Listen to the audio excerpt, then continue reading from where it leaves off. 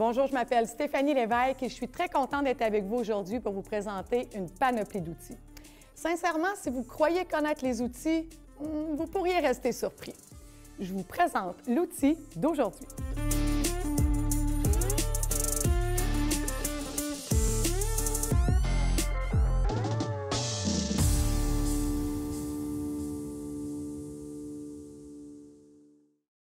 La scie à onglet, on va se dire les vraies affaires, c'est une scie qui est efficace, qui est rapide et qui est sécuritaire. Ça, c'était le premier cadeau que je me suis fait quand je suis sortie de l'école. Ça fait au-dessus de 20 ans. Ça fonctionnait super bien jusqu'à ce que je l'échappe par terre et que je casse le guide de sécurité. En passant, ça se change un guide de sécurité. La scie à onglet, c'est une scie qui est puissante, qui est rapide et qui est sécuritaire. Donc, si jamais vous vous questionnez, ce genre d'outillage-là, est-ce que c'est fait pour moi? Bien, je vous le dis, la réponse est oui. En fait, je vous vois déjà en face de cet outil-là. Et en passant, celui-là, c'est l'outil de base parce que je sais que vous voyez l'outil derrière, qui est un outil de pro. On va s'en parler tantôt. Si vous vous demandez comment on l'ouvre, cet outil-là, il y a un système de levier derrière, OK? Ça dégage la tête de coupe. Le système de sécurité va s'assurer de descendre en même temps que la tête de coupe. Il y a aussi la table graduée, en fait, où on retrouve les angles les plus souvent utilisés. Une chose que vous ne devez pas oublier, vous devez lever le petit levier qui vous permet de dégager la table.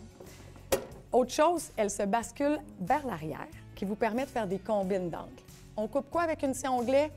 On peut couper des plaintes, des cadrages, des moulures. On peut même couper de l'aluminium. Tant que vous ne coupez pas vos doigts, nous, ça fonctionne. Il y a des 10 pouces, il y a des 12 pouces, il y a même des outils de pro. Et pour vous parler de l'outil de pro, je vais inviter Guillaume.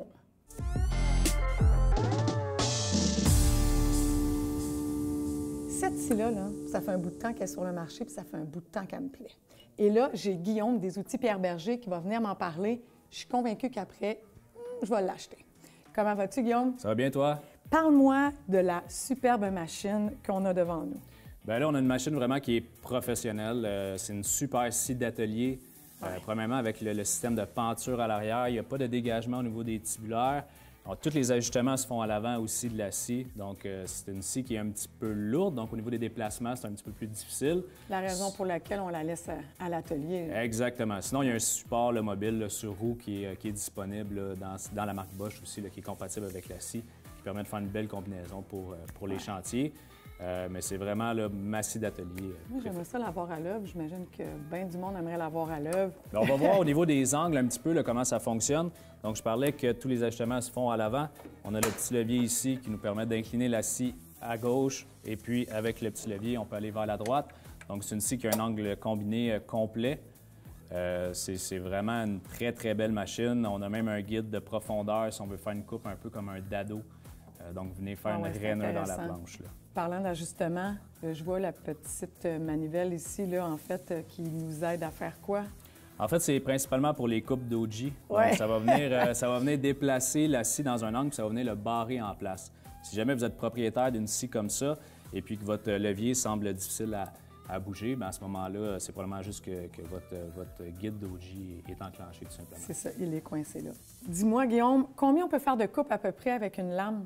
C'est très relatif à qu'est-ce qu'on va couper, puis aussi au niveau de la sélection de lames. Donc, c'est sûr que sur une scie de 12 pouces, on n'ira pas avec le même nombre de dents que si on irait avec la scie de 6 pouces de 7 pouces et demi, pardon, à l'avant. Donc, plus on a de dents, plus la coupe est fine, mais plus les dents ont tendance à chauffer rapidement. Donc, l'entretien des dents, les changements de lames, c'est important. Parlant de lames, la majorité des gens qui ont une scie à onglet, est-ce qu'ils savent changer leur lame? Je te mets au défi, moi, Guillaume, on veut que tu changes la lame de cette scie-là en moins de 2 minutes. Pas de problème, on se fait ça. Sincèrement, l'outillage a beau être très puissant, si on ne change pas les lames, ça va pas bien. Non, exactement. On va avoir un produit qui va chauffer, puis on n'aura pas une belle qualité de coupe. Donc, ce qu'on veut, c'est changer la lame et c'est parti. Bien, la première étape, en fait, ça va être de retirer la batterie ou de débrancher la scie, la sécurité d'abord. Avant tout. Ensuite, je vais venir barrer ma scie ici en bas. Ça va venir dégager ma vis, donc ce qui va faciliter un petit peu mon travail par rapport aux gardes. La clé est souvent située à l'arrière de la scie. Dans certains cas, sur certaines scies, il va falloir enlever le garde complètement. Mais dans ce cas-ci, on est chanceux. L'autre chance qu'on a, c'est que la scie est neuve. Donc, la vis n'est pas rouillée ou quoi que ce soit. Si jamais la vis, là, comme telle, est rouillée sur votre scie, vous pouvez mettre un petit lubrifiant là, en aérosol, tout simplement.